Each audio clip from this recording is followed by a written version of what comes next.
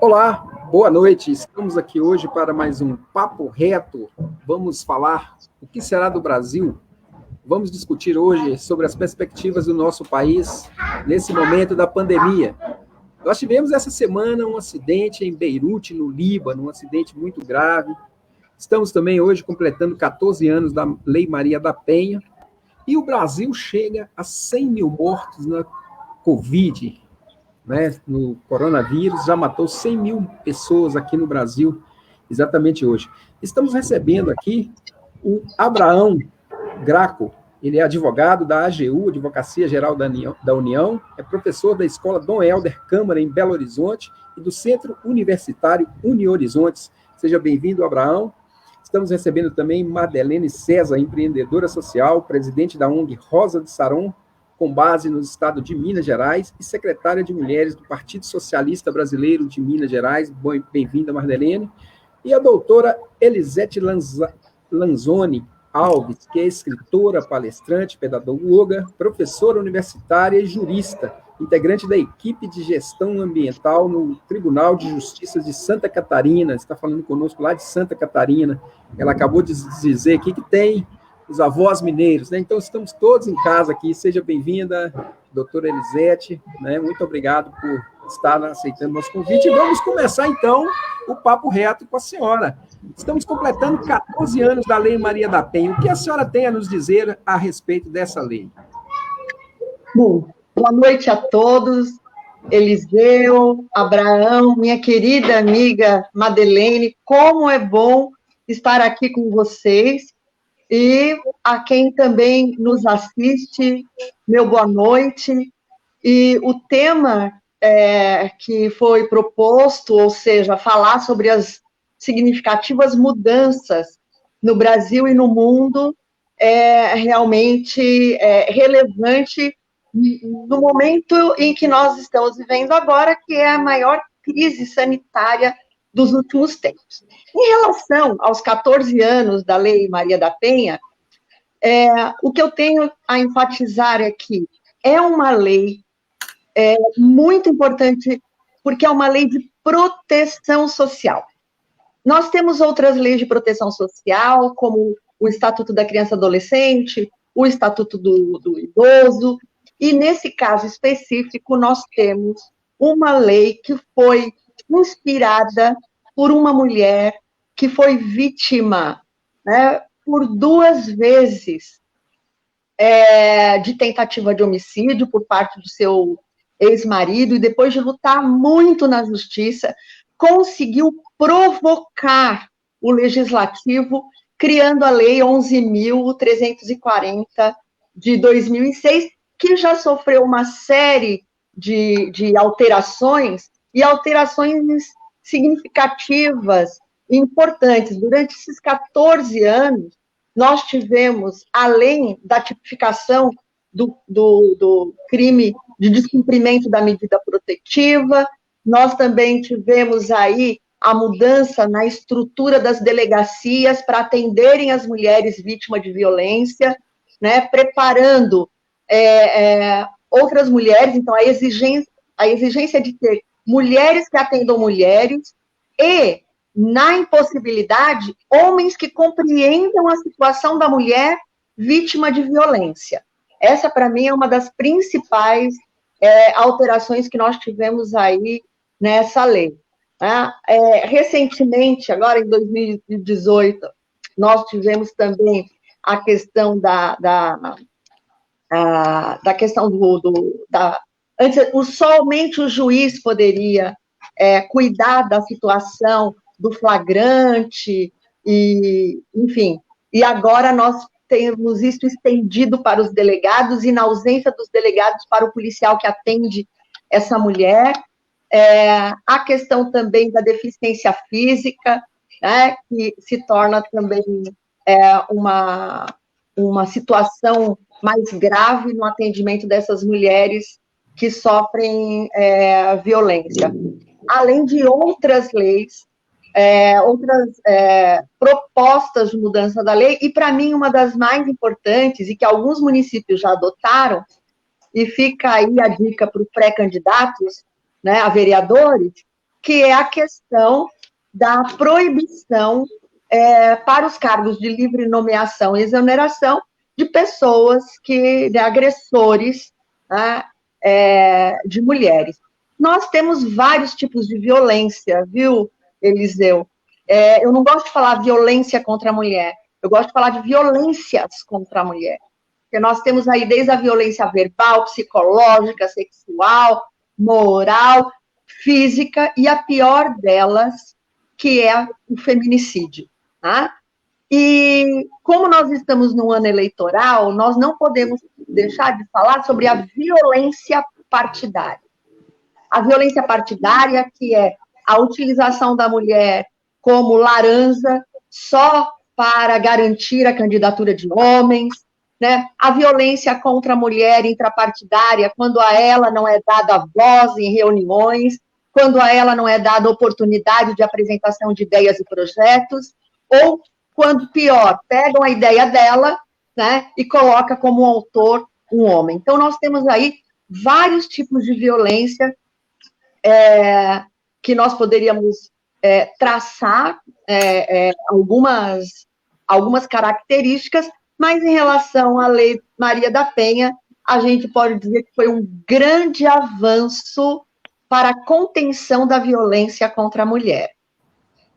Doutora Elisete, nesse momento de pandemia, há um debate de que o nível de violência aumentou. Como que a senhora está vendo no trabalho, no dia a dia? E eu gostaria de falar para a senhora e também para a Mardelene, que está aí, né, no dia a dia, e ela está exatamente essa discussão, né, que as ONGs,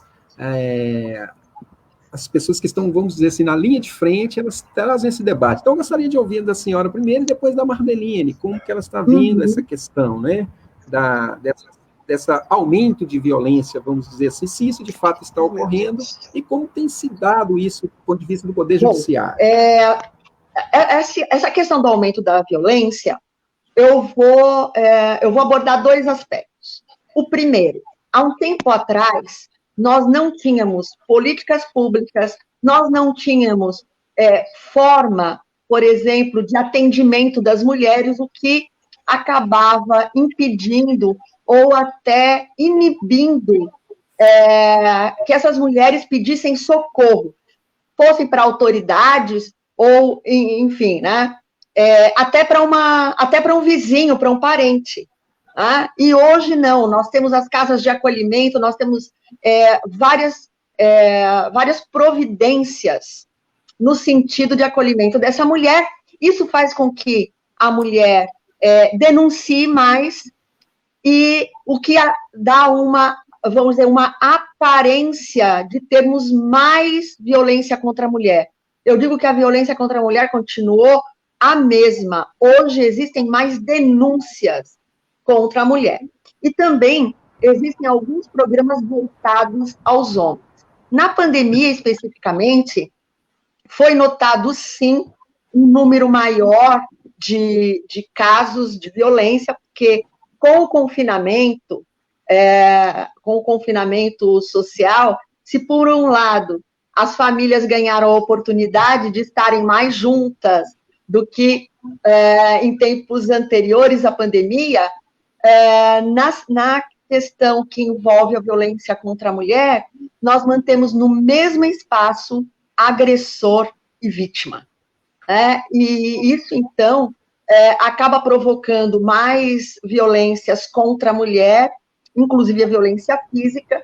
Só para vocês terem ideia, em 2019, aqui em Santa Catarina, foram distribuídos 22.529 processos envolvendo a violência doméstica. Sim. Até 6 de junho de 2019, nós já computamos 16.986 casos. Então, se a gente tivesse que fazer a perspectiva até o final do ano, daria 32 mil e alguma coisa, quase 33 mil, o que representa 50%, né, a mais de casos do que o ano passado. E isso em razão de quê? Da pandemia. Em que se tem o agressor junto com a vítima no mesmo espaço. Ah, sim. E, Martelene, você, né, que está aí na ONG, no dia a dia, você tem presenciado, como que você tem visto a questão da violência contra a mulher, e você que é secretária de mulheres, né, do Partido Socialista Brasileiro, seja bem-vinda, Martelene, e gostaria de ouvir você sobre essa questão. Seu microfone está desligado? Eu vou ligar aqui, peraí. Seu microfone está desligado. Isso, obrigado. Continua desligado, eu acho. Peraí, só um minutinho, Martelene. Isso, agora sim, vamos lá. Isso, obrigado. Eu não estou conseguindo ouvir a Madeleine. A Martelene está desligando por algum motivo, seu microfone está sendo desligado. Isso, aí, desligou. Ainda não. Agora sim, vai.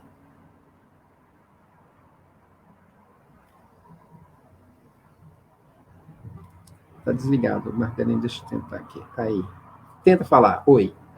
Na hora que ela fala, desliga.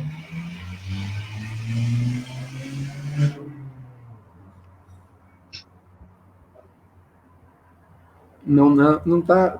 Aí. Oi. Madeleine. Tá Madeleine, tem que aumentar o volume do seu celular. Tenta ajustar aí. Enquanto isso, eu vou falar para o Abraão. Abraão, boa noite, né? Seja bem-vindo. Eu gostaria de perguntar, você que é da AGU, né, Advocacia Geral da União, e nesse momento nós tivemos dois fenômenos aí, um é o acidente no Líbano, né, eu acho que é um acidente grave. Como que você viu esse acidente, como que você viu nessa questão, e como que você, né, da AGU, estão em relação à discussão da Covid-19, né, nesse momento que nós chegamos a 100 mil mortos no país? Primeiramente, uma boa noite, obrigado pelo convite, Eliseu, né? Boa noite à professora Elisete, né? E à Madeleine também, né? Por essa oportunidade de discutir o Brasil, de discutir o que está acontecendo, né? E, logicamente, se a gente for partir do cenário internacional para o cenário, até o cenário local, a gente vê que o mundo, nos últimos 5 meses, ele deu uma guinada, e trouxe muita coisa às claras. Na verdade, ele escancarou muita coisa. Ontem, né, aquela questão do episódio do entregador naquele condomínio sendo humilhado, eu acho que é a 4ª ou a 5ª vez que eu vejo isso assim, durante essa pandemia. A mesma questão, quando a Lisete está falando a questão da Lei Maria da Penha, vamos ter que lembrar que a Lei Maria da Penha ela foi fruto do direito internacional. A Maria da Penha ela teve que ir na Corte Interamericana. O Brasil foi condenado a fazer uma legislação específica para a proteção da questão do gênero. Engraçado, igual o racismo, aqui no Brasil ninguém não, no Brasil não tem racismo. Não, no Brasil não tem violência machista, que eu, na verdade, para mim, violência doméstica tem um outro nome. Para mim, é violência machista. É muito mais do que falar que é doméstica. Você pode ter né, a mulher servir de violência não ser doméstica ou no âmbito doméstico. A lei fala que é o ambiente doméstico. Na verdade, ela fala que tem que ter relacionamentos nesse sentido. Então, eu dou outro nome. Para mim, não é violência doméstica, é violência machista. Mata ou apanha porque nasceu mulher. Você é xingado porque tem a pele escura, a pele diferente dos outros. E eu lembro que logo na minha infância, eu gosto muito do rock, né? De rock. E as caras assim, cara, você é Abraão, você é evangélico, você usa caveira. Aí eu falei, cara, você está muito enganado. O símbolo da caveira significa que por baixo da pele todos nós somos iguais. Na caveira, né? Se você pegar o túmulo, a caveira, ela se é masculino, se é feminino, se é branco, não importa. Debaixo da pele, todos nós somos iguais. Então, assim, quando eu vejo o acidente em Beirute, vamos lembrar que o Líbano ele passou por uma guerra civil do final dos anos 70, final dos anos 80, e a governança lá é uma governança, um equilíbrio muito, muito tênue. Você tem uma ideia, o Hezbollah, ele é grupo terrorista para Israel e no Oriente Médio, mas no Líbano ele é um partido político, como qualquer outro aqui. Eu li na minha adolescência um livro de um jornalista libanês e como é que eles lidam com essa questão da violência lá, né? Mas nesse caso foi um caso de acidente que foi, né, catapultado por circunstâncias do local. Eu estou dando essa panorâmica geral porque, na verdade, eu estou falando aqui não como membro da AGU, né, que é uma carreira que eu estou desde 2013, eu tenho orgulho dela, mas eu aqui estou como Abraão Graco Cidadão. Sim. A gente tem que lembrar que a AGU, a Advocacia Geral da União, ela não defende o governo de plantão, ela defende a nação. Então, quando eu recebo os meus processos aqui, eu recebo defendendo o erário público de milhões de reais, pra você ter uma ideia. Então, eu defendo a educação, o Fundeb, o Fundef, eu defendo que o dinheiro, se a União deve, ela deve pagar, mas deve pagar de forma justa. Em nenhum momento a gente está aqui defendendo o governo A, B, C ou D. A gente está defendendo a país. Aproveitando a sua fala, você traz uma questão muito importante para os municípios, especificamente, que é a questão do Fundeb e do Fundef, né? Que é isso que nos permite ter uma educação básica e uma educação do ensino médio dentro dos municípios e de qualidade. E a sociedade brasileira teve uma vitória, vamos dizer assim, quando nós tivemos uma aprovação recentemente dessa questão. Como que você vê essa perspectiva e a importância disso para os municípios, né? Que você tocou a questão dos municípios aí. O que você pensa do Fundeb e do Fundeb enquanto a importância dele na educação, e que foi uma vitória da população brasileira, né? Que ela começou a se mobilizar em torno disso, mandando e-mails para os deputados, e acabou que a coisa aconteceu, né? Como que você vê, enquanto trazendo a discussão para o município? Você tocou no assunto, ninguém é contra a educação, só que a gente tem que falar qual forma de educação. Eu sou fruto de educação pública. Eu cresci aqui na Rua Pará, estudei na Escola Estadual Gervásio Lara, na Escola Estadual Leonina Monteiro de Araújo, na Escola Estadual Raul Teixeira, na Escola Estadual Industrial Professor Fontes. Fiz meu mestrado e meu doutorado na UFMG. Eu estudei escola pública, eu sou fruto da escola pública. Sim. E se você pegar os recursos da educação dos últimos 20 anos, não que eles aumentaram, isso foi uma revolução, assim como é a questão do SUS. No meio dessa pandemia, nós temos 100 mil mortes em 5 meses com o SUS. Imagina sem o SUS. Sem o SUS. É disso que eu estou falando. Então, eu quero um dia ter orgulho dos serviços públicos que esse país presta, porque de cada R$100 que a gente gasta, 40 é em tributo. É disso que a gente tem que ter noção, não é favor nenhum. Quando um governante ele busca fundos especiais para a educação, não é gasto, é investimento. Você tem que lembrar de novo, saiu uma pesquisa há cerca de 15 dias. Olha só, o Estado, União, município, gasta 97 mil com o ensino fundamental e médio. Você sabe quanto ele perde se esse menino largar a escola? 400 mil. É disso que a gente está falando. Se você pegar a primeira infância, então, a cada R$1 investido, na ponta você ganha R$4. É grana, é finança. Se você não for muito na questão da educação e gostar de números, e gostar de investimento, de bolsa de valores, você está dizendo o maior investimento é a educação. Então, eu vejo o Fundef anteriormente substituído pelo Fundeb. Na verdade, a gente está falando uma sopa de letrinhas. Todos esses Fundef e Fundeb são fundos que bancam a educação. Por exemplo, Santa Luzia, o orçamento é de aproximadamente 500 mil por mês. Um quarto disso, ou seja, 100 mil reais, é dinheiro federal que vem do Fundeb para bancar a educação municipal. É dinheiro privado, tá certo? Que vem do orçamento federal. Isso. Abraão, eu acho que a importância, que eu tinha até dito no dia que estava em votação, que eu acredito que todos os prefeitos e vereadores tinham que ter se mobilizado, porque isso é dinheiro federal que cai dentro do município. E parece que o pessoal não esteve atento a esse fenômeno, né? E aí, eu quero passar aqui para a Mardelene, depois a gente volta nesse assunto, eu acho que ele é fundamental, ele é importante, e te agradeço por ter trazido o tema municipal, que inclusive nesse ano, que é um ano eleitoral, as pessoas vão estar muito ligadas a esse debate, é fundamental a gente trazer isso também. Mardelene, eu tinha te perguntado a respeito de se você também tem percebido na ponta aí, né, na questão das ONGs, a discussão do aumento da violência contra as mulheres. Boa noite, Mardelene. Vamos esperar Boa noite. Tudo certinho. Boa noite. Está funcionando? Agora sim. Boa noite. Desculpa, tá? Que houve um contratempo, mas Nós aqui em Ibirité, nesse trabalho que nós devemos trazendo tem um ano, tem mais anos, mas que a gente pegou mesmo, assim, para falar, para desenvolver mesmo o empreendedorismo. Por que o empreendedorismo para as mulheres? Porque é importante, principalmente nessa pandemia. A gente viu a necessidade do empreendedorismo. Por quê? As mulheres, a Lei Maria da Penha, ela é uma lei que veio, assim, para ajudar, não é tanto as mulheres, até os homens também, né? A Lei Maria da Penha. Mas nessa pandemia, a gente está vendo muito feminicídio. Aumentou muito, aqui em Minas Gerais aumentou, não sei se nos outros estados tem acontecido isso.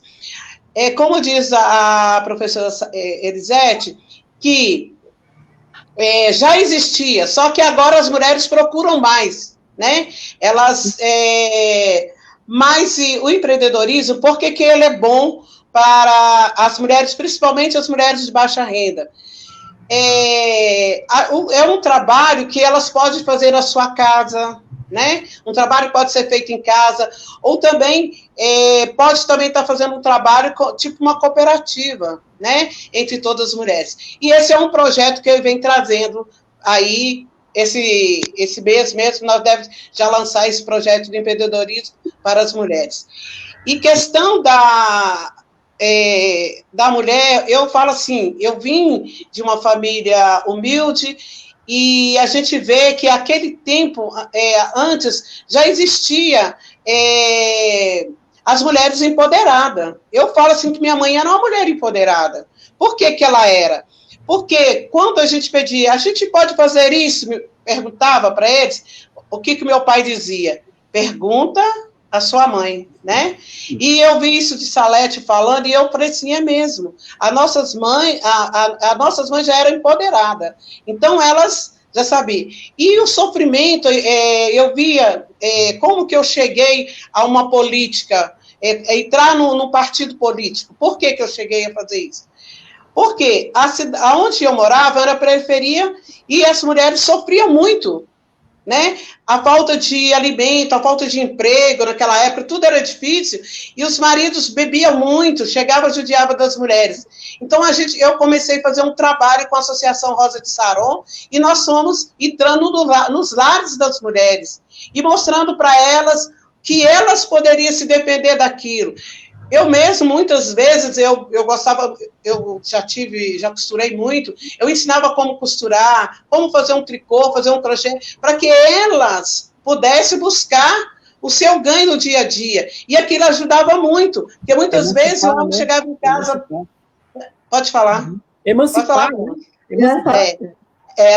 Então, quer dizer, muitas das vezes o homem chegava em casa, está faltando isso e aquilo, e muitas das vezes elas já não falavam mais que estava faltando. Então, aquilo não trazia mais atrito na família, entendeu? Isso é muito importante. E foi assim que eu cheguei ao partido político. E aí, a gente fazendo o trabalho, nós precisávamos de fazer melhoria no local onde a gente morava, e o que eu fiz? Fomos juntando aquelas mulheres, né? Elas que ficavam em casa, nós estamos fazendo um trabalho que surgiu aí a Rosa de Saron, e com a ajuda de ter um padre, chamado Padre Epídio. Então, eu digo assim, esse trabalho, enquanto os gestores da cidade, vamos falar os gestores, né? Eles vão entender que tem que arrumar o espaço para a mulher, tem que arrumar o espaço para as crianças. A educação, precisa da educação. E tem que ter um espaço para que essas crianças possam sair da rua. A mãe pode trabalhar e as crianças têm um lugar. Aí sim, vai diminuir o feminicídio, né? As mulheres vão ter mais liberdade, né? Porque muitas das vezes a gente não melhora, não. Muitas das vezes a gente está num partido, mas ainda nós não estamos libertos ainda. As mulheres ainda faltam muito para chegar lá. Muito, muito mesmo. Sim. Obrigado, Marlene. Sim, pode falar. Tá? A Angélica, que nos assiste, disse que o empreendedorismo é uma válvula de escape, né? Angélica, muito obrigada pela sua participação, mas eu digo mais, que no caso da violência contra a mulher, a mulher ela precisa de um empoderamento que, tanto no âmbito financeiro, como no âmbito político e psicológico, para se fortalecer. Então, o empreendedorismo, ele faz parte, né, desse rol de providências de empoderamento feminino que vai ajudar essa mulher a sair de uma condição de refém do seu agressor, porque muitas vezes a dependência financeira faz com que essa mulher se mantenha naquele ambiente de agressividade, né? Enfim, por causa dos filhos e tudo mais. Então, o empreendedorismo é muito importante, Madeleine. Se esse assunto tem sido aí vamos dizer assim, a bandeira de Ibirité, eu gostaria de te parabenizar pelo fato de falar a respeito do empreendedorismo como forma de empoderamento da mulher. Não, parabéns, realmente. A Angélica é a nossa secretária. A Madeleine foi muito feliz na fala dela, de parabéns, e queria só, agora, para a gente fazer uma mudança do tema aqui, doutora Elisete, que eu acho que é importante, mas a Madeleine, eu quero que ela complete a frase aqui, para a gente estar mudando para discutir a Covid novamente, que eu tenho uma questão aqui. Vamos lá, Madeleine. Sim. Oi, Eliseu. A Angélica é a nossa secretária municipal daqui de Belo Horizonte. É uma advogada, e é uma pessoa que tem nos ajudado muito com o trabalho aqui em Belo Horizonte, na Secretaria de Mulheres. Que bom. Parabéns para a tua secretaria, da tua equipe, teu coletivo de mulheres. Doutora Elisete, nós tivemos recentemente algumas falas que elas estão postas aí embaixo, olha, que foram falas do presidente em relação ao Covid, né? Foi uma gripezinha, vamos morrer muita gente daí, cobre do seu governador, não precisa entrar em pânico, vem dando certo até o momento que foi a última pérola que soltou. E eu vou mostrar duas imagens aqui para nós, deixa eu ver se eu consigo trazer essas duas imagens, que é essa, que eu acho que foi uma das grandes perdas que nós tivemos nessa semana, né? Que é o nosso Aritana. Quem é o Aritana? O cacique Aritana, né? O cacique Aritana morreu agora aos 71 anos de Covid-19, uma das maiores lideranças do Xingu, né? É o quarto da aldeia indígena da Yalopati Piti, que veio a falecer. E também houve aí, a partir do Poder Judiciário, uma tomada de posição para que o Executivo Federal tomasse uma posição em relação à Covid e aos índios. Como que a senhora vê essa tomada de posição do Judiciário nesse momento? Né? Porque, de certa forma, eu sou leigo na área jurídica, mas, de certa forma, há aquela máxima do Judiciário, que o Judiciário não socorre aos que dormem, ele precisa de ser acionado. Como que a senhora vê essa questão? Podia clarear para a gente, porque, assim, muitas das pessoas, às vezes, não entendem a função do Judiciário e a importância dele nesse momento. E depois eu quero te ouvir também, Abraão, e tem uma pergunta para você aqui, do que está nos acompanhando.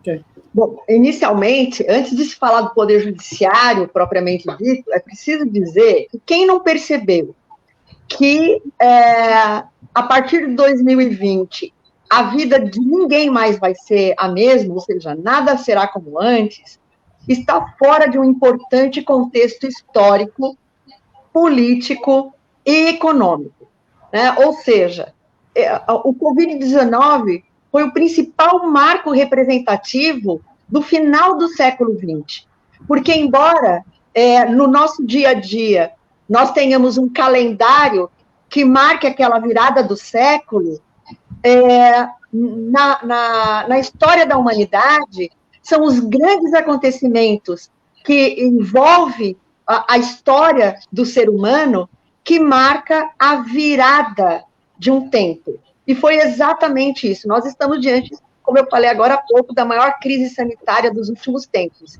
E isso vai assegurar uma ressignificação em vários aspectos, desde hábito de consumo, né? Então, hoje ninguém consome mais aquilo que não é importante.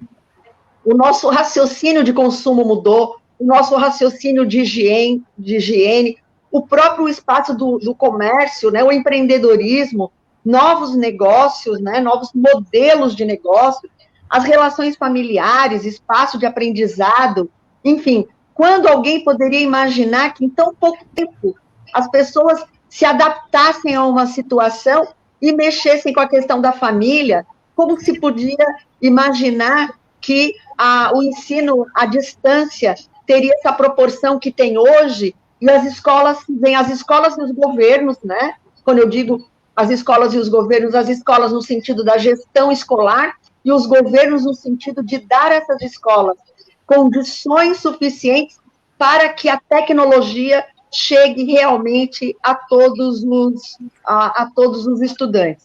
O teletrabalho, né? Ou seja, o trabalho remoto também muda. Bom, isso também, Eliseu, provoca uma mudança de postura do Poder Judiciário, né? Embora o Poder Judiciário, você tem razão, ele precisa ser provocado, e ele tem sido provocado. Então, nós temos aí o Poder Judiciário de primeira instância, que tem uma função diferente, que é lá o juiz no fórum de cada comarca, né? Temos os tribunais que cuidam dos recursos, isso nas mais diferentes instâncias, e também justiças, né? Justiça federal, estadual, trabalhista, enfim. E nós temos aí o guardião da Constituição Federal, que é o Supremo Tribunal Federal.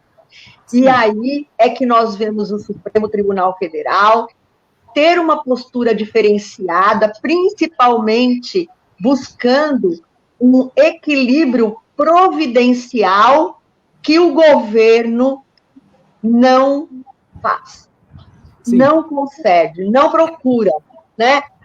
Simplesmente dizer que é uma gripezinha para abrandar a situação, ou então não causar um pânico, porque eu tenho certeza que o objetivo do presidente, aqui não é uma crítica ferrenha, né?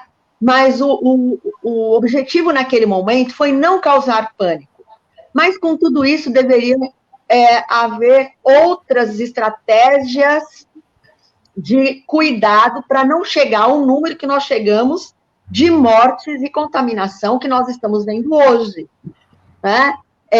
Claro que existe uma competência que nós chamamos de uma competência concorrente, município tem sua responsabilidade, os governos estaduais têm a sua responsabilidade, mas o governo federal, né, tem sim que tratar as diretrizes gerais e providenciais na área da saúde pública.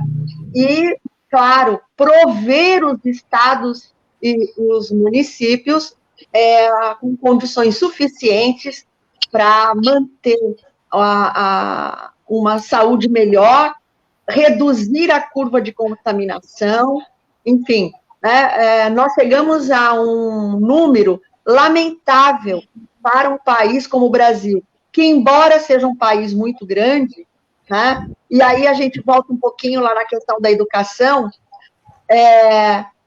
a nossa educação ela tem que ser voltada para a cidadania. Muitas pessoas hoje saem nas ruas sem máscara, muitas pessoas, e não pensam no próximo. Ou seja, cadê o espírito de cidadania que essa pessoa deveria ter aprendido na realidade na escola?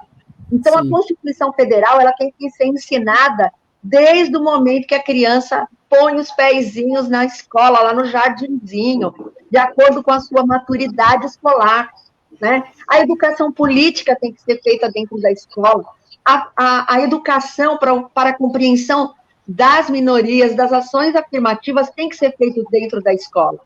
Sim. Se a escola preparar os cidadãos para situações como essa, como nós vivenciamos hoje, tá? Nós teríamos uma crise muito mais reduzida do que nós tivemos hoje. Então, aí, muitas vezes eu lamento vamos dizer assim, alguns exageros do Supremo, mas, por outro lado, Se não fosse o nosso guardião da Constituição, nós estaríamos muito pior. Sim. Aproveitando que o Abraão tocou na discussão da educação, Abraão, o Flávio, que está aqui conosco, né, Flávio Paiva, ele faz uma questão que foi logo depois da sua fala, por isso que eu pedi, né, para a gente retomar, e aproveitando que a doutora Elisete falou aqui a respeito da educação. Então, seguindo essa linha de raciocínio, como alcançar melhores indicadores em educação, né? E aí a gente estávamos falando da educação municipal. Como que você pensa, Abraão, sobre essa possibilidade da educação municipal alavancar nos seus indicadores? Porque apesar de a gente estar falando, né, de uma educação para a cidadania, como a doutora Elisete falou aqui agora, mas a gente sabe que os indicadores, eles são os primeiros níveis de avaliação possível que nós temos, né? O que você pensa? Antes de falar da educação, deixar bem claro o seguinte, eu penso na ideia de gestor. Quando você está falando da questão da pandemia, os 100 mil mortos, a gente não pode tampar o sol com a peneira. Hoje, ela acabou de dizer, nós temos a Constituição e ela dá autonomia para que a União, os estados e os municípios possam combater de forma cooperadamente a Covid. Muito bem.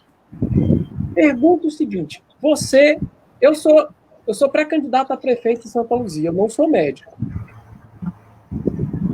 Eu vou falar de medicina? Não. Eu não sou médico, mas eu sei quem sabe. Eu vou colocar um médico para lidar com isso. Nós temos na presidência da República, né, um presidente que nega a ciência. Eu não estou falando se é mal, bem. Ele nega a ciência e nós estamos com 100 mil mortes e há meses nós não temos um médico no Ministério da Saúde.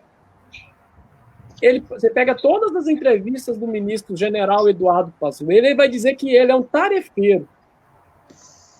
Eu tenho para mim que a questão é gestão, Eliseu. Não é você ser contra ou ser a favor, se é de esquerda ou de direita, se você é homossexual ou se você é hétero. Chama-se, não é culpa do presidente, é responsabilidade do presidente, assim como é do governador, assim como é do prefeito. Porque ele é gestor. O que é ser gestor? Gestor é colocar o recurso certo, no lugar certo, na hora certa. Então, só para colocar os pingos nos is, aqui não é... Os instrumentos certos. É você ser responsável pela vida das pessoas. São 100 mil mortes, que é a dona Geralda aqui do bairro Baronesa. É da mãe da Nilma, que é uma pré-candidata a vereadora conosco, que morreu essa semana. Ela estava com a Covid, mandaram ela para casa, ela voltou, morreu. Então, a partir de agora, as mortes não são números, elas são nomes. Não é a partir de agora, sempre foi. Então, você perdeu um ente querido, alguém que você conhece por uma doença que poderia ser evitada, ou uma situação que poderia ser evitada. É isso que dói, o Eliseu. A gente está brincando de fazer país, a gente está brincando de fazer estado, a gente está brincando de fazer cidade. Porque a gente tem que pegar que o investimento, a gente está falando de educação, as mortes que estão acontecendo, alguém nasceu. Quando esse alguém nasceu, alguém teve esperança dessa pessoa, alguém sorriu, ficou alegre pelo nascimento dessa pessoa. Foram investidos milhares de reais para a formação dela. Eu não estou falando só de velho, qualquer outro. Você está entendendo o que é uma vida? Uma vida é um investimento a fundo praticamente perdido. Aí, quando chega numa idade, qual seja ela qual for, você perdeu uma vida. Uma vida é uma vida. Então, tudo que a gente está falando aqui está interligado. A questão da violência contra a mulher, a violência machista, é uma perda, porque ninguém pediu para nascer mulher, para nascer homem, para nascer homossexual. Não pediu. Então, a gente é uma sociedade, quando se diz democracia, é uma sociedade que consegue viver com suas contradições. Ninguém é obrigado a gostar de você, mas é obrigado a te respeitar. Então, eu fico chocado quando eu vejo isso e simplesmente dizer são 100 mil mortes, não tem problema. Então, aproveitando a sua fala aí, só um segundo, aproveitando a sua fala aí em relação aos 100 mil mortes, quero mostrar mais uma imagem também, né, de uma morte que foi, inclusive, hoje, né, que nós tivemos uma grande perda de um dos maiores combatentes contra a questão do alcoolismo brasileiro, né? O caso foi hoje, né, inclusive. Então, aproveitando a fala para a gente estar apresentando aqui, mas pode continuar aí. É porque a gente está banalizando. A gente está banalizando o mal, é a Hannah Arendt, não gosto de falar. O que é banalizar o mal? É achar que o mal é normal. O que se acontece na vida da gente não é normal, gente. Pode até ser comum, e virou comum, mas não pode ser normal. Normal é viver, o normal não é viver, não é morrer. O menino perde a vida aqui no tráfico de drogas, normal. Não é normal. O normal é você viver. Pode ter se tornado comum por falta de combate a ele. E o combate, qualquer que seja ele. Então, de novo, a vida, para mim, ela vale em todos os aspectos. Em todos os aspectos. E quem molda isso é a educação. A educação, ela não se mede só com números. Se você for falar a questão dos gastos com a educação, a gente acabou de dizer aí que houve um aumento nos últimos 20 anos, não é a luta de um governo, é governo é uma política de Estado. Pra você ter uma ideia, nós temos 2 índices que são famosos, que é o IDEB e o IOEB. O IDEB é que as escolas fazem. Muitos desses índices são envenenados porque a escola ela tenta mascarar, as escolas tentam mascarar, mas o IOEB, que é o índice de oportunidades, ninguém mascara. Porque o índice de oportunidades, eles avaliam, não é só o aluno, avaliam a escola, a estrutura, as oportunidades que a criança ou o adolescente tem. Então, mais do que o IDEB, é o IOEB, o índice de oportunidades da educação. E se você for olhar esse, aí nós estamos preocupados. Né? Por quê? Nós temos uma educação completamente parcial. Eu sei que a conversa não é essa, a gente está falando dos investimentos. O investimento, ele tem que ser com qualidade, né? A qualidade do gasto, ou seja, a governança, o controle da população. Aqui em Santa Luzia, por exemplo, nós temos 22 mil e poucos alunos na rede municipal.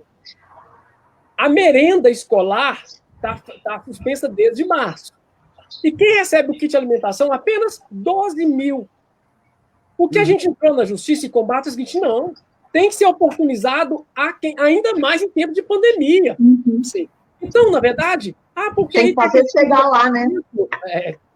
Vereador existe na Câmara Municipal é para mudar o orçamento, mudar a lei, para que se possa adequar à necessidade. Você está em tempo de pandemia, né? É o básico. Então, aqui, na verdade, se entregou para poucas pessoas, né? E qual que era o critério? Bolsa Família, você cadastrar no Bolsa Família. Ora, no Bolsa Família, o sujeito já tem algum... E aquele que não é do Bolsa Família, não é do cadastro único, mas perdeu o emprego, a família como um todo. Então, estou querendo dizer que a educação, ela abrange um tanto de coisa. E, ao mesmo tempo, né, quando a gente coloca nos índices frios, seja do investimento que foi colocado, ou dos índices que são colocados, agora, a gente tem que ver o sentimento das pessoas. E, de novo, como a professora Elisete falou, olha, a educação mudou, gente. O ensino à distância, ele veio para ficar, o teletrabalho veio para ficar. A discussão agora é como que os grandes empreendimentos vão ter arranha-céus aí sem poder, porque veio para ficar. E o legal assim, né, o jeito tornado do limão a limonada, você tinha escola aí que falava para o professor que tinha que fazer trabalho de internet para entregar no digital, ele dava 1000 pulos e dizia, isso é um absurdo, que não sei o quê. Meu amigo, virou normal. Sim. Né? Enfim. Sim. Não, pode concluir que eu ia estar fazendo uma questão aqui, mas está tranquilo. A pandemia, ela é uma época de crise. E exato. Crise, vocês vão crise é o melhor momento que nós podemos ter, porque exato. É na crise que os de baixo podem mostrar a função e os de cima ficam na instabilidade. É por isso que instituições como partidos políticos sérios, igreja, a gente tem que debater. A sociedade tem que debater, olha, é o que a gente está fazendo aqui hoje. Tá certo? Para que não é futurologia, não. É falar, olha, no ambiente doméstico, tá certo? Existe uma lei que protege, e hoje ela é assim. Ela é uma lei que realmente tem sim. Proteção social, lei de proteção social. Não é uma lei para inglês ver mais. Né? Abraão, eu acho que você adivinhou aí o tema que eu queria introduzir. Quando você introduz a discussão do partido político, né, e nós estamos aí fazendo 73 anos do PSB, né, a Mardelene aí do Partido Socialista Brasileiro, de Mulheres PSB. Queria, Mardelene, te ouvir num comentário de uma imagem aqui também, né, de um dos grandes líderes do Partido Socialista Brasileiro, e nós estávamos falando de grandes perdas no Brasil, né, que é esse senhor aí, ó. O que você comenta a respeito dessa fala do Eduardo Campos? Não vamos desistir do Brasil. E como que fica isso em Ibirité? Nós vamos fazer o que em Ibirité também, né? Que o Brasil e Ibirité, nós estamos falando da mesma coisa, né? O professor Eliseu, falar de Eduardo Campos é falar de um grande homem, que foi... Desculpa, Madeleine, e essa semana, né, você está fazendo, inclusive, assim, essa próxima semana que completa aí, né, parece que dia 13/8 de 2014 foi o falecimento dele, nós hoje dia 8, então dia 13/8 vai fazer um tempo. 6 anos parece que ele foi, né? Isso. 6 anos que ele, 6 anos que parece que é 6 anos que ele partiu. Eduardo Campos seria o nosso mártir hoje, né? Aqui no Brasil, se tivesse deixado ele viver, né? E nós não podemos esquecer disso, não podemos desistir do Brasil. Então, quando o nosso companheiro fala sobre a educação, é uma coisa bem complicada a educação. Nós sabemos, assim, que muitas das vezes as pessoas falam, não tem merenda escolar para as crianças e tudo. E agora a gente vê que tem dinheiro para merenda escolar. E a gente vê também essa diferença também das cestas, que tem escolas que não estão doando para todas as crianças da escola, só para quem tem Bolsa Família. E eu creio, assim, que Eduardo Campos ia fazer a diferença. Ia ser diferente a maneira de se agir, né? Nós vemos aqui que o SUS é uma peça importante na pandemia, porque o SUS está atendendo o geral, né, em todos. E eu creio, assim, que se o Eduardo estivesse deixado ele ser o presidente, né? Deixar ele ser o presidente, seria diferente, bem diferente. A gente vê a diferença dele lá em Pernambuco, né? Como que ele se lidou, a gente vê a situação. Apesar que Pernambuco é uma cidade pequena, mas ele era um grande gestor.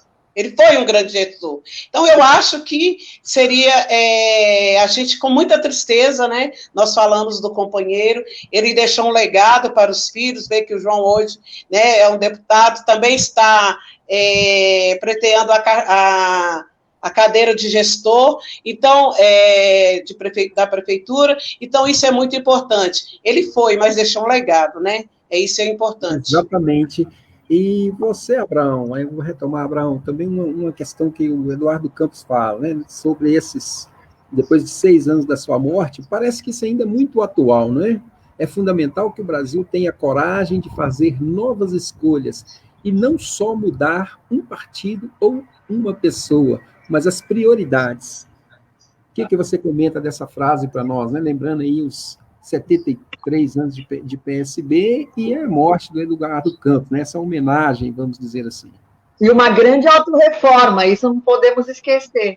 Exatamente. E tem aqui, Abraão, de quebra, aqui uma pergunta que estava direcionada a essa temática aí, mas eu gostaria que você já fosse comentando aí.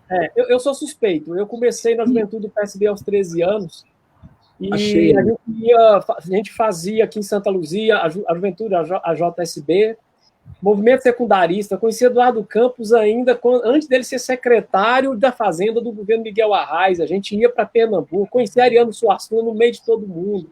Então, a gente foi criado, na verdade, foi formatado enquanto quadro político, no sentido de falar, olha, o Brasil tem jeito, a gente tem um projeto de nação. Então, a morte do Eduardo, na verdade, foi um símbolo, uma inflexão. Em que sentido? Quando ele fala, não vou desistir do Brasil, é o seguinte, gente, se você olhar para a política, você fala, só tem gente esquisita, é só interesse esquisito, só gente... Você começa a falar assim, eu vou cuidar de outras coisas, não vou mexer com a política. E aí que está o erro. A política, ela é a única forma de mudar a sociedade, de forma de atuar de forma pacífica, porque as armas é uma outra forma de política. Ou então você se entrega e fala, deixa que os políticos governem, deixa que os políticos governem. Esse é o grande problema. Não sei se você notou, Eliseu, a nossa sociedade, ela terceirizou tudo. Nós terceirizamos Jesus Cristo para o padre e para o pastor, nós terceirizamos a educação para o professor, E nós terceirizamos a política para os políticos. E está dando no que está dando. E aí nós criamos...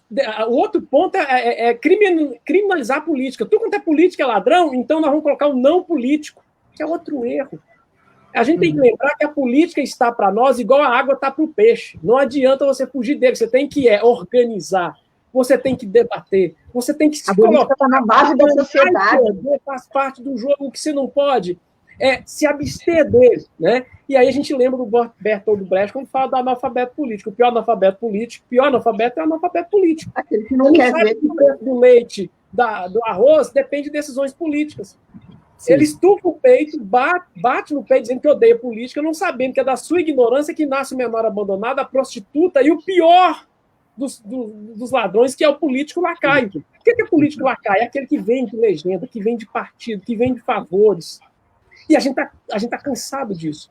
Então, quando eu vejo um debate com a Elisete, com a Madeleine, eu falo assim, ó, aqui em Santa Luzia, a gente está dizendo a mesma coisa. Olha, dá para fazer diferente. Vamos juntar o que era na minha juventude e vamos invadir os partidos políticos e dizer o seguinte, olha, a gente pode fazer diferente. Democracia, o bom, se não tá legal, você pode mudar. Isso que é democracia. Democracia é o jogo de contraste. Democracia é a regra do jogo. Não tá legal, muda. Tá certo? E essa é a única garantia que a gente tem quando você tem uma Constituição. Então, eu acho que de tudo que a gente falou aqui, né, voltando à questão do Eduardo Campos, os próprios 73 anos do PSB, o PSB foi formado depois da Segunda Guerra Mundial, quando existia uma Guerra Fria, e é mais ou menos o que a gente está vivendo hoje, né? Ou você é americano, ou você é soviético. Agora, ou você é Estados Unidos, ou você é China. Então, o TikTok está proibido nos Estados Unidos. E nós temos um novo pano de fundo de uma Guerra Fria. E o PSB falou assim, olha, nada disso. O que a gente quer é o quê? É um socialismo com liberdade. Aí você fala, mas como você pode ser socialismo? Socialismo que existiu como sonho. Socialismo que a gente discute, na verdade, a gente era oportunidades. Igualdade de oportunidades. Igualdade de oportunidade é muito mais que meritocracia. Inclusive o conceito, eu sempre digo que o conceito de socialismo do século XXI é um conceito muito diferente daquele conceito que inspirou o socialismo no mundo no final do século XVIII, em que se debatia, naquele momento, um equilíbrio, né, um equilíbrio social e econômico entre os trabalhadores e os empregadores. Havia um desequilíbrio muito grande. Hoje não. Hoje nós temos os direitos sociais, no artigo 6º da nossa Constituição Federal, e a maior luta do socialismo é para a concretização desses direitos sociais. Né?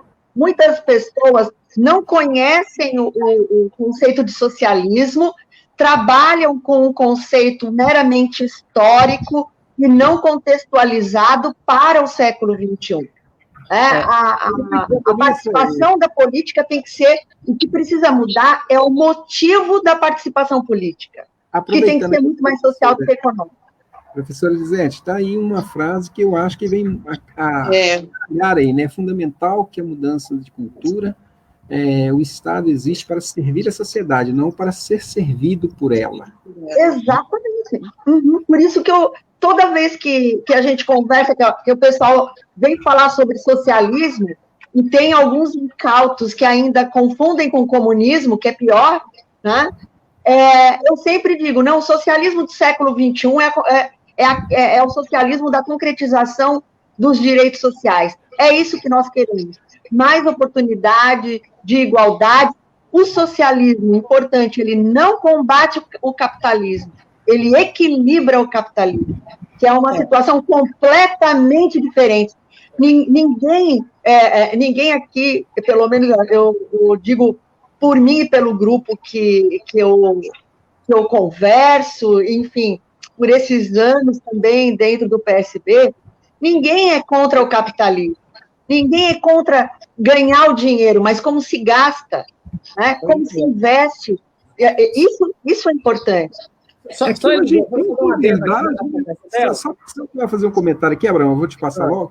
Hoje, em verdade, eu costumo discutir essa questão, que assim, as pessoas pegam o Marx de 1852, quando foi mais ou menos o tempo que ele lançou o Capital, né? que ele fazia uma análise da economia da Inglaterra, onde nós, brasileiros, tínhamos a escravidão ainda, foi feita a Lei Áurea, né? Foi lá em 40 anos depois, 1888. Então, as pessoas pegam aquele Marx de lá e tentam aplicar aqui, né? Uma visão totalmente crônica, né? E tem uma outra coisa, Eliseu. O que as pessoas, às vezes, querem estagnar no tempo determinados conceitos, e Exato. Eles mudam. Né? É a mesma coisa a questão do direito e da esquerda. Né? Quando nós falamos de partidos de direita e de esquerda, há partidos hoje que são considerados de direita que foram partidos de esquerda. Por quê? Porque esses conceitos não podem ficar estagnados no tempo. Conforme o estágio da humanidade, conforme o estágio econômico dos países, nós temos aí uma mudança comportamental, política, social, econômica, em que aqueles conceitos sociológicos, jurídicos e filosóficos, eles mantêm as suas raízes históricas, mas não significa que eles não possam ser atualizados. Exatamente. Os conceitos são históricos, eles mudam, a sociedade muda, né? Não dá para nós pensarmos a sociedade, como eu disse, do século XIX com a sociedade de hoje. Aliás, se nós pegarmos o nosso país há 50 anos, pega da Constituição para trás, da Constituição para frente, de 88 para cá, nós temos um outro país. Nós temos um país totalmente diferente, né? Recentemente eu lancei um livro que é o Exilados na Pátria, uma pesquisa realizada no Hospital Colônia de Barbacena, onde nós tínhamos lá 91 mil internados, você tinha 5% ali de segurados e o restante indigentes. Então, o Brasil era um país de indigentes, né?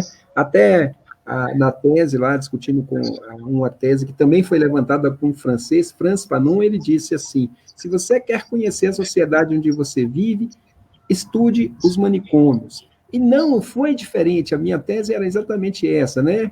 O modo que se cuida dos doentes é o modo como a sociedade se representa. Os doentes, e digo mais, os idosos. Os idosos, as mulheres, as crianças, né? Ou seja, os vulneráveis, né? Os vulneráveis. Os vulneráveis, exatamente. Então, a gente vê que o Brasil, antes de 88, era um Brasil de indigentes, ou seja, as pessoas não tinham direito. E nós fizemos a ousadia de um SUS, né? Que todos têm direito à saúde. Nós temos hoje um financiamento da educação, né, que é o Fundeb. Não é à toa que a nossa Constituição tem o apelido de, né, Constituição Cidadã. Então, porque esse foi o principal motivo. Nós temos todo um processo aí de transformação social no nosso país, que foi de grande importância, né? Eu acho que isso é uma coisa que nós temos que louvar, nós temos que estar valorizando isso, e aí eu acho que o Abraão foi muito feliz na fala dele, quando diz, né, nem todos os políticos são da forma como a gente vê. Essa questão de você atacar um partido, atacar a pessoa, atacar o político, e a política em especial, só faz com que aqueles que tenham a política como profissão a abracem, né, e fiquem ali. Além disso, nós precisamos de mais mulheres na política. Perfeito, exatamente. Enquanto nós não tivermos mais mulheres na política, nós não teremos mais política para as mulheres. Não é possível que num país onde tenha mais de 53% de mulheres, tanto como população, como eleitorado, e nós tenhamos uma representatividade mínima, como nós temos hoje. Não há democracia sem igualdade de condições. E a gente não quer 30%, não. Nós queremos 50%, porque 50% é o nosso direito de igualdade garantido pela Constituição Federal. Perfeito. Madeleine ia falar? Sim. Eliseu, a gente falando sobre o SUS ele é mundial, né? Você vê que ele atende, se, por exemplo, vem um estrangeiro para o Brasil, ele tem o mesmo atendimento como se fosse cidadão brasileiro. Então, a gente considera o SUS como mundial, né? E outra, sobre as mulheres... É verdade, Mardelene, nisso que você está falando, que existe um SUS das fronteiras Paraguai, Uruguai, Argentina, os países que fazem fronteira com o Brasil. Você o Brasil, todos...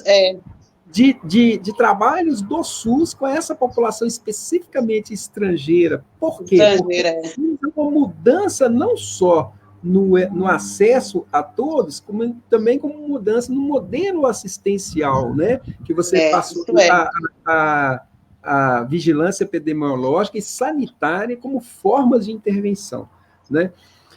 E a maioria do atendimento nos hospitais particulares é do SUS. A maioria dos atendimentos dos hospitais particulares também são do SUS. São serviços que a gente chama de serviços suplementares, né, dentro do SUS, que onde, na época do regime militar, onde foi uma das maiores corrupções no INAMPS, eram repasses, né, e o SUS veio, de certa forma...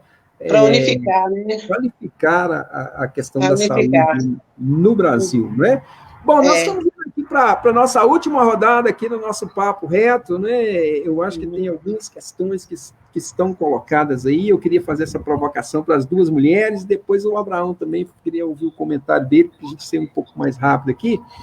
É o seguinte, essa ideia de ter 50%, hoje nós temos dentro das candidaturas uma reserva de 30% das possíveis, né? Obviamente que é 30% ou de homem ou de mulher, mas o comum no dia a dia, o que ocorre mesmo você tem 30% de vaga para mulheres como candidatas, que é o que se diz, e a gente sabe que é por gênero, independente de ser homem ou mulher. O que vocês pensam a respeito, não de 30% de vagas de candidatas, mas de cadeiras nos parlamentos em especial? Pode falar, Lisete. Posso falar? Então vamos lá. Como eu disse, nós não queremos 30, não. Nós queremos 50. Mas queremos 50% também com a chance das mulheres concorrerem em grau de igualdade financeiramente dentro dos partidos, porque não se faz campanha política sem dinheiro, e não adianta nós termos 30% de candidaturas. Nós, na realidade, precisamos ter 50% dentro das executivas, nós precisamos ter 50% no parlamento, nós precisamos ter 50% de condições de igualdade nos espaços públicos de poder e igualdade de gênero. Quando nós falamos em cota para as mulheres, não é para as mulheres, não. Né? Muito bem falado, Eliseu, agora há pouco. Aí nós estamos falando de uma cota de gênero.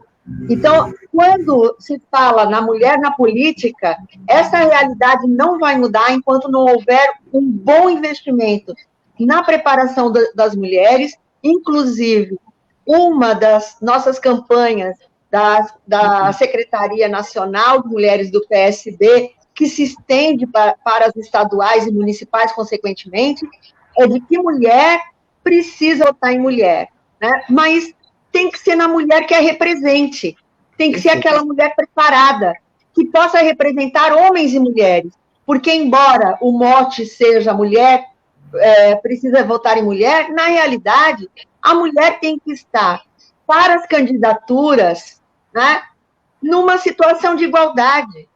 E sem o investimento e sem a capacitação da mulher, isso se torna muito difícil. Perfeito. Na verdade, é votar nas demandas que vêm, né, em relação às mulheres. Exatamente, nos candidatos mais preparados, mas isso precisa de igualdade. E você, Madeleine, o que você pensa? Mas a dificuldade, eu sinto assim, Eliseu, a dificuldade das mulheres, ela começa desde a hora que ela fala assim, quero ser candidata. Sim. Elas já começam, porque elas já começam a se bater de frente com o machismo. Perfeito. Entendeu? Que nós ainda não estamos livres disto. Nós estamos lutando nós queremos 50%, mas 50% que seja a realidade. As mulheres não vão para a candidatura, mulheres que nos representam, elas não batem de frente porque elas sabem que vão ser impedidas e sabem que não vai ter recurso para fazer sua campanha. Perfeito. E aí, o que eles fazem? Eles aglomeram aquelas mulheres que não nos representam, sabe? Pegam elas como se fosse uma laranja. Para elas sair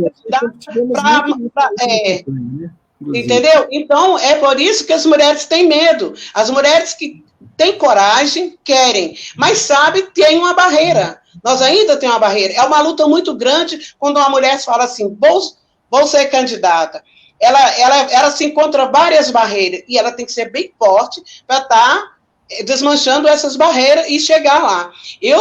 É vitoriosa, eu me sinto honrada quando eu vejo uma mulher chegar ao poder.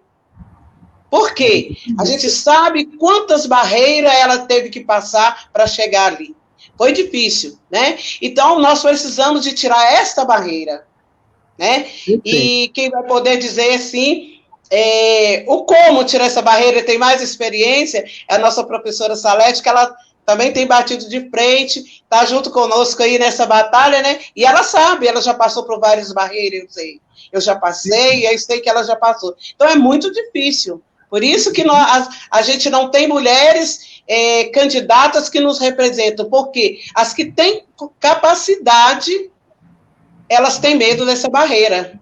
Elas ainda, a barreira é muito forte. Entendeu? É importante que as mulheres se coloquem, né? Eu acho que assim, vocês duas, em especial, estão de parabéns, né? Que estão no debate, estão lutando. A professora Salete, que já esteve conosco, e eu vejo que está afinadíssimo, né? Com o que a professora Elisete falou aqui também, né? Eu acho que, assim, é importante que mais mulheres sejam incentivadas, que entrem na política. E eu quero ouvir do Abraão também, Abraão, além dessa discussão que é de gênero, nós temos uma discussão de raça também, né, que eu acho que é um debate importante.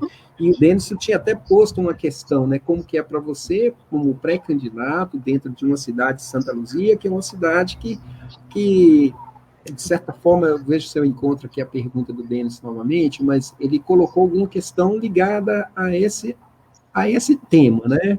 Que ele trouxe a questão ligada ao tema também do racismo. Como que você pensa? Eu vou achando a pergunta dele aqui. O que você pensa desses dois aspectos? Primeiro, eu acho que vou responder a questão só aquele tema da questão de ser socialista, ser capitalista, ser esquerda ou ser direita. Sim. Mangabeira Unger, o pai dele é o fundador João Mangabeira, que é fundador do PSB. Mangabeira Unger, ele tem uma frase, numa entrevista que ele deu no início do ano, dizendo assim: o Brasil não é um país capitalista ainda, o Brasil é um país primitivo. O que é primitivo? O Brasil não é capitalista nunca. Aqui em Santa Luzia, qualquer lugar, se você quiser empreender, tá aí, amor. Se você quiser empreender, é o pior momento do mundo. Um tanto não é de tributo que você tem que pagar, é um tanto de burocracia. Um alvará, você tem que... Às vezes, a propina parece que é um negócio institucionalizado, dependendo do empreendimento. Então, aí o Brasil ainda é primato. Então, o Brasil ainda tem que ser um país capitalista para a gente discutir a questão de socialismo, outro nome que der. Sim. E se me pergunta, você é socialista? Eu falo o seguinte: se buscar oportunidade, porque eu sou fruto de oportunidades. Meu pai era carroceiro, minha mãe, servente escolar, né? Eu sou fruto de oportunidades. Veio pela educação, mas veio também pela abertura da Constituição. O que a gente tem que buscar é mais liberdade, mais igualdade a cada dia que a gente acorda. Se o nome disso é capitalismo, eu sou capitalista. Se o nome disso é socialismo. O problema é que a gente fica muito preso à questão de nomes ideológicos que não diz a nossa realidade. Na pandemia, o cara estava buscando auxílio emergencial. O cara é socialista, o cara está preocupado em comer. Foi o Bolsonaro que deu. O Bolsonaro nada. É imposto que a gente paga. A nossa dívida PIB está indo de 64% para 80%. Isso é fundo, isso é imposto que a gente paga. O que eu estou querendo, só para a gente finalizar, nós somos ainda um país primário em tudo, na questão do racismo, na questão da mulher, na questão do empreendedor. O empreendedor aqui, a maioria, porque você tem uma minoria que é vagabunda e com qualquer área, você tem advogado vagabundo, você tem juiz vagabundo, não tem jeito. Né? Agora, a maioria dos empreendedores são gente séria e eles são vistos como bandidos, sim. Uma legislação completamente arcaica, que induz a situações que são ilegais. Esse é um ponto. O segundo, a questão da mulher na política. A política sem a mulher é uma tragédia. É só vocês guardarem isso. É uma tragédia. Vê os grandes líderes mundiais, seja na Angela Merkel na Alemanha, como que saiu disso, né? Hoje você tem na Espanha o Podemos, que é toda uma construção nesse sentido. E aqui em Santa Luzia, a gente tem uma proposta no nosso programa de governo, que é o secretariado municipal é 50% mulheres. E não é a mulher no sentido, não, na área do desenvolvimento econômico, na área da educação. Então, é dividido, sim. Então, as nossas secretarias vão ser, sim. A questão não é cota, não, é competência. Tá? E a gente tem pessoas nisso, a gente tem. Eu falo que onde o feminino atua, as coisas melhoram. O feminino, às vezes, não é necessariamente a questão da mulher, mas se aprendeu com a mulher. Né? É só, eu não quero entrar na questão, mas só para a gente debater isso. Né? A questão do racismo, meu pai, amanhã é Dia dos Pais, né? E meu pai tinha uma frase, eu pedi ela aos 16 anos. E meu pai tinha uma frase lapidar que dizia o seguinte: tem tanto branco safado como preto sem vergonha. Aí volta de novo a questão do racismo. Quando você diminui alguém por sua condição de mulher, da pele da cor, é porque existe um sistema que quer te colocar por cima dele de forma ilegítima.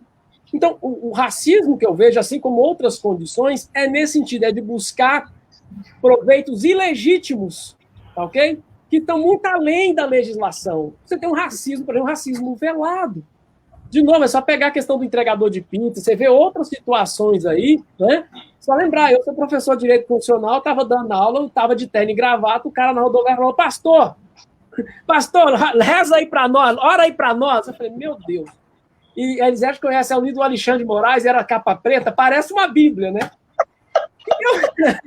E eu falar assim: caramba, tá. E se ele perguntar meu nome, eu falar que é Abraão, ele nunca vai tirar da cabeça que eu sou pastor. Então, assim... Então, ele é institucionalizado nesse sentido, não é a legislação que vai resolver, mas são práticas, né? São práticas como que a gente está discutindo aqui. É evidenciar que a situação... você tem pessoas que podem usar desse posto para criar mais oportunidades, né? Então, eu fico, sim, a postulação, qualquer que seja ela, nada para mim foi fácil na vida, não vai ser agora.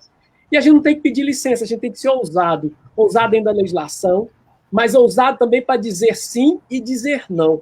Eu sei muito bem o que eu posso dizer, eu posso muito saber o que eu não quero, mas eu posso muito bem saber não saber o que quer, mas eu tenho certeza do que eu não quero. E esse tipo de coisa que a gente falou aqui hoje, essa live é importante para isso, é muito do que eu não quero. Bom, então vamos lá para nossas considerações finais, né?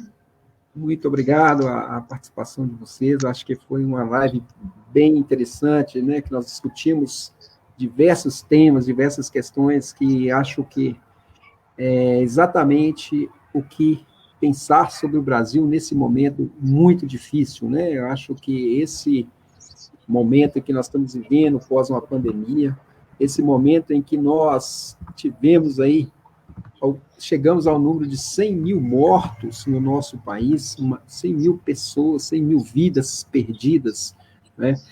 Eu quero ouvir de cada um de vocês, né? A pergunta nossa, o papo reto. Abraão, o que será do Brasil a partir de hoje? Né? E você que trouxe a discussão do município, o que será do município de Santa Luzia? Essas duas perguntas para você. Meu querido, muito obrigado pela sua participação, quero deixar um grande abraço, né, para você, assim, nessa sua empreitada, você que está de parabéns, de se colocar, de ousar a ser um candidato, né, nesse momento tão difícil na política, né, um momento em que o político é mal visto, e com toda essa dimensão de preconceitos que você falou. O que será do Brasil e o que será de Santa Luzia? 1 minuto para você, para a gente concluir. O Brasil, assim como Santa Luzia, é um país rico. Santa Luzia não é uma cidade nem rica, nem uma cidade pobre. O que a gente tem que delimitar é o seguinte: o mundo nunca mais vai ser o mesmo. Mas o que significa isso? Significa que nós vamos ter que voltar. O pêndulo, isso é muito legal. O mundo estava assim, a esquerda ou a direita. O pêndulo da pandemia veio e falou: opa, vamos recolocar os temas. Por exemplo, Temas como era latente segurança, isso voltou. Agora nós vamos voltar para a primária, a questão da saúde, a questão da educação, a questão do emprego e renda. Você tem que lembrar de 1 a cada 4 nesse país ficar desempregado ou estão com o contrato suspenso.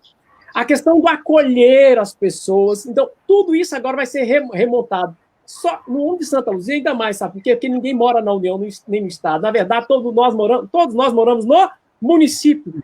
É o município que tem o problema da iluminação pública, do buraco, da falta de água, da falta de ônibus. Aqui em Santa Luzia tem uma empresa que há 40 anos explora o transporte público, e nessa pandemia, se eu te mostrar a foto, você fica estarrecido.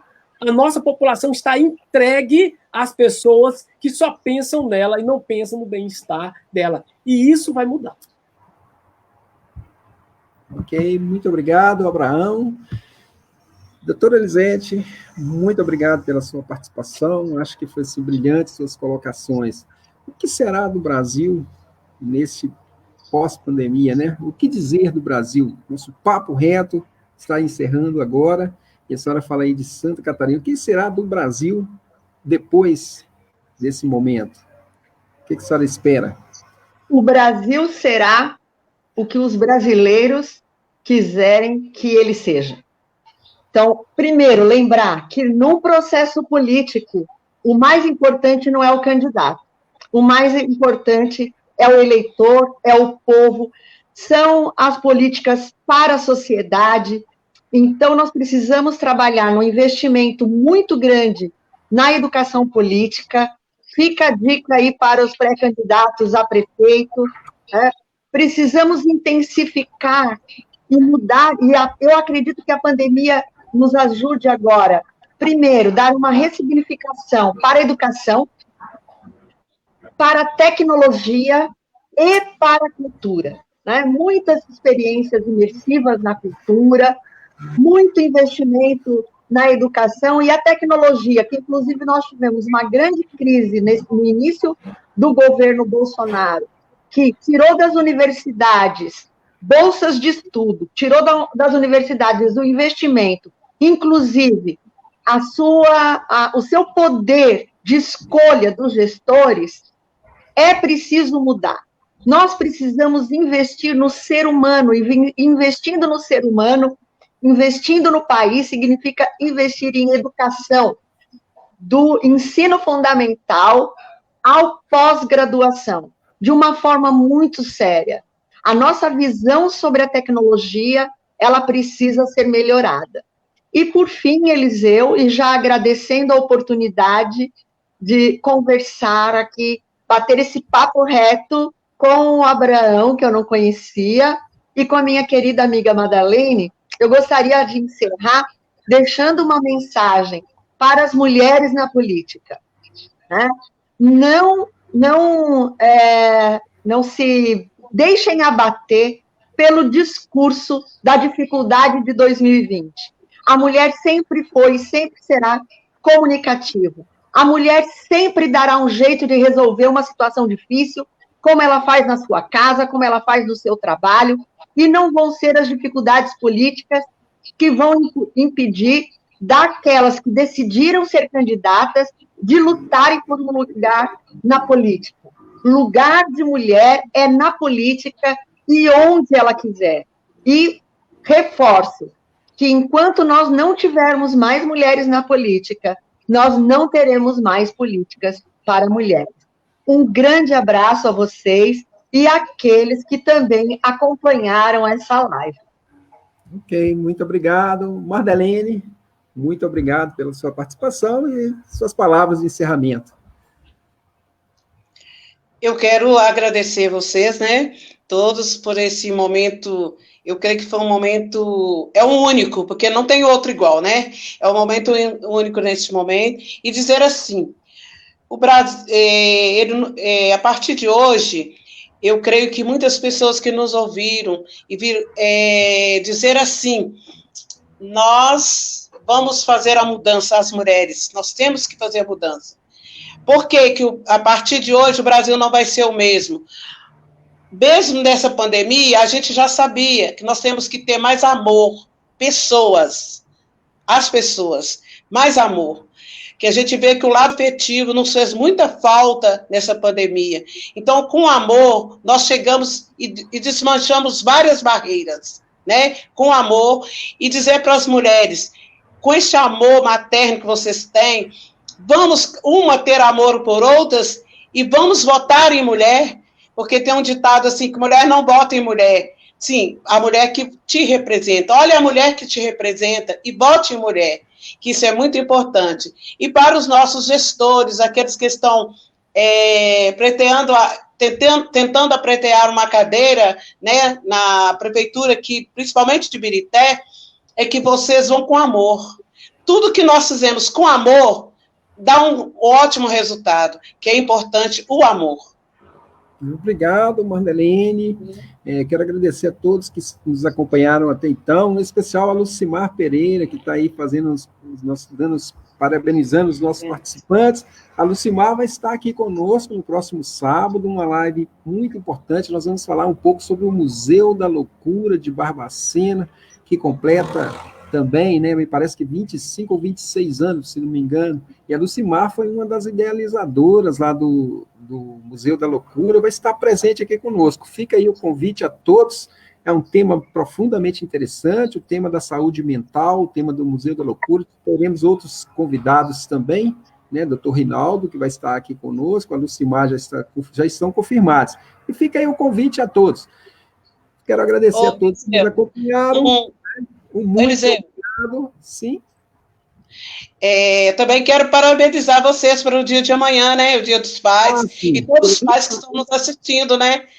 Que Deus dê a vocês muita paz, saúde, né? Que é o importante. E que todos os pais estejam bem realizados no dia de amanhã, né? Obrigado e bem lembrado, né? Bem lembrado. Acho que, sim, as mulheres, como sempre, muito cuidadosas, né, Abraão? Nos lembraram, você também tinha falado aí, mas muito obrigado, Mardelene. Muito obrigado a todos, né? E um feliz Dia dos Pais, né? Estou até com a minha filhota aqui, que vai aparecer aqui. Vem cá, mandou um beijo também. Oi, Dia dos Pais. Tá aqui, ó, grandona já, né? Feliz Dia que dos linda. Pais a todos aqui. Já estou ganhando um beijo do Dia dos Pais aqui. Valeu, que importante, que lindo. Muito obrigado a todos, né? E até o próximo sábado. Um grande abraço. Valeu. Valeu, obrigado. Tchau, minhas lindas.